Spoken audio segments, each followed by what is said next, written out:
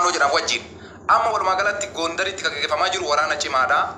Naannoo sanitti akka malee mootummaa wajjin waraana geggeessaa jiru. Bahar Daariin namicha amma sarumaa irratti haasaa godhe kiiloomeetira 7 irratti Bahar Daariin guutumatti cufnee Bahar Daariin marsinee jirra. Bahar Daariin wanni takka bahuu hin danda'an seenuu hin danda'an jechaa jira.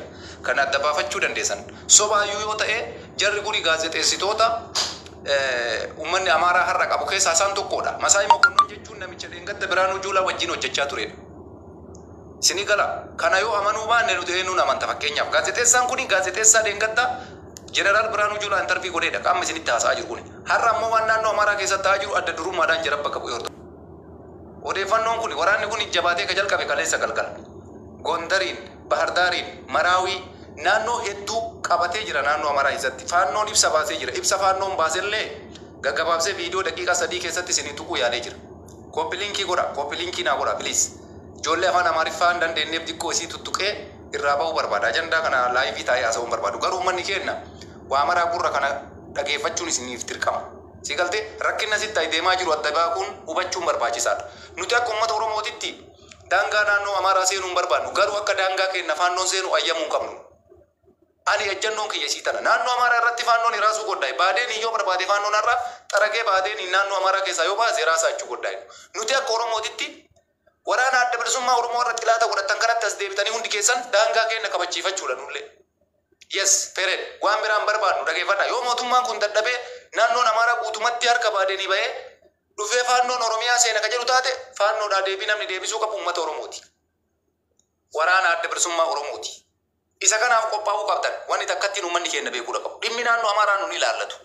Garuu yoo mootummaan kun naannoo Amaaraa guutumatti kamoyatamee keessaa bahu taate naannoo Oromiyaa akka faannoon hin seenne uummanni Oromoo gurra kana gurra qalbii ta'uun dhageeffachuu qabdan. Ani waan isinitti himaa jiru. Gaazexeessaan nama isin dhageessise maqaan isaa Masaayii Mokonnon jedhama. Itoo Silsaa Haftaamuu fa'aa fi gaazexeessaa kana caalatti namni dhimma naannoo Amaaraa hordofu takka illee jiru. Faannoodhaan wajjin haasaa godhu, faannoodhaan waliin haasa'u, faannoo wajjin dubbatu, namni amma isaan haasaa jiru hooggantoota faannooti. Ka gaafii fi deebii Masaayii wajjin godhaa jiru hooggantoota faannooti. Warra waraana hoogganaa jirudha. Bahar Daariin guututti cufne seenuun hin danda'amu, bahuun hin danda'amu.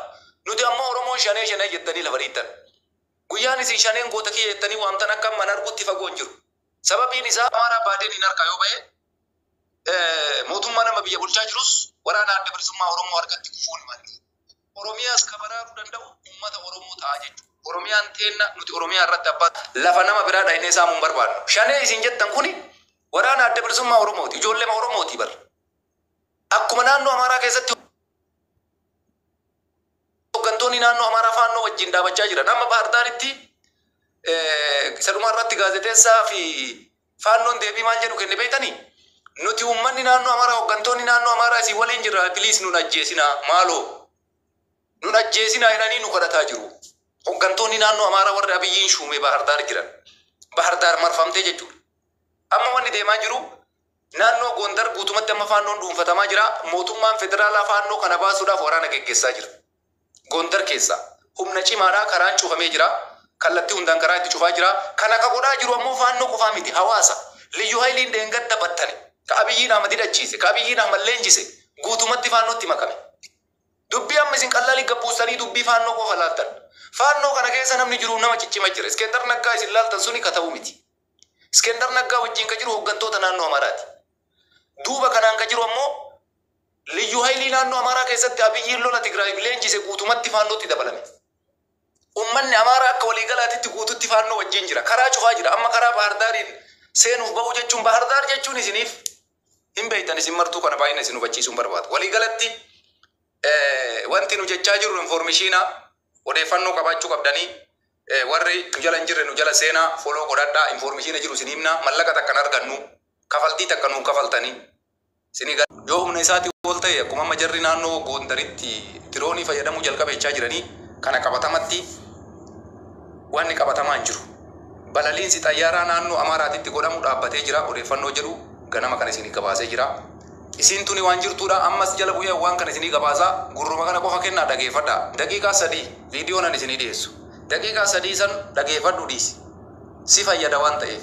Kanaaf waraana labsu Dheengadda isin gabaafnee turre. Har'a lolli suni haala ho'aa ta'een akka jalqabe isinitti himaa jirra. Ummanni naannoo Amaaraa faannoo wajjin akka dhaabate isinitti himaa jirra. Bahar Daar irra saa kanatti faannoodhaan cuunfatamtee karaan akka cufame isinitti himaa jirra. Lolli jalqabee isa kana information waan ta'eef akkasitti hubadhaa isiniin jechuu barbaanneeti.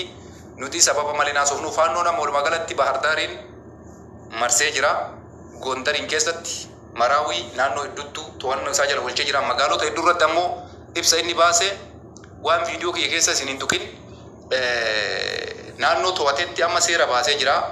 Namoonni seeraan alaa faannoos ta'ee kamuu ta'ee qawwee dhukaasuun dhoorgaadha jedhee jira. Faannoon amjaadii rakshaa dabalatee makiinaa garaagaraa warroonni sochoosan hojjettoonni mootummaa nuti rakkoo takkaasii wajjin hin qabnu kan rakkoo wajjin qabnu mootummaa gubbarra jiru waan ta'eef hojii keessanitti deebi'aa biiroo keessanitti deebi'aa dachaa hojjetadhaa nuti uummata keenya teessinaa isinintu nu jechuudhaan faannoon seera haarawaa baasee namoota hojii garaagaraa keessa hojjetaniifis waamicha godhee jira.